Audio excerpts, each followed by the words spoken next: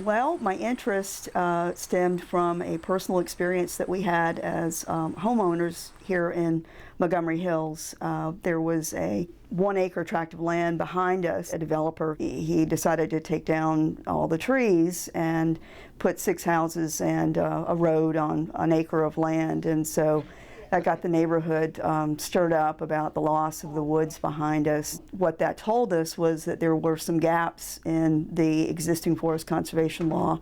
Arlene Brune is with Conservation Montgomery. She's on our board. She actually started working on the street tree bill about, I would say, 5 years ago.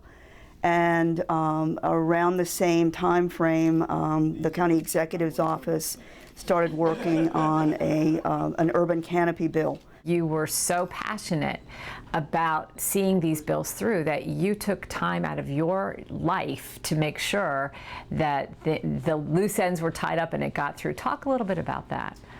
I was involved in trying to, keep the community engaged. There was a lot of community education, community information that we did. We did a lot of writing. We got fact sheets generated, letters to the editor. We went out to different organizations and spoke to them about what the laws were, what the proposed laws would do. And so I was involved in all of that.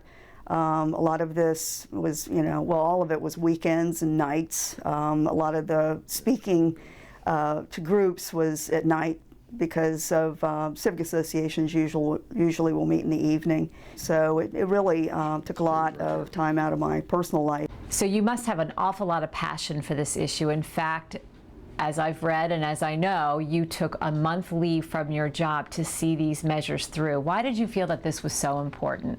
At the time that I took a leave of absence, I was working for NOAA, National Oceanic and Atmospheric Administration, and you can't do volunteer work on the federal clock, so to speak. So I took a month off and just did a lot of work with mainly sitting around the table with developers and members of the community to look at what was being proposed. There's some information in there. There's some tree tips and some things about planting trees and keeping them healthy.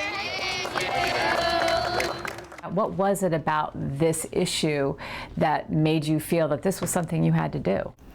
Well, it just needed to move forward. Time was dragging on. It was a period of about 8 years that it took to get the legislation passed. There was a lot of opposition to the legislation from the business community. And, in the meantime, as time was dragging on, more trees were going down in communities and people were getting upset. When you get that much input from the community, you feel like, well, you got to do something. I guess I would consider myself a different kind of tree hugger. I am a tree hugger, but I think you have to be professional. You have to be reasonable. You have to base what you're saying and what you're doing on facts instead of emotion. And that's important in terms of just getting people to sit down and talk to you and negotiate and listen to what you have to say.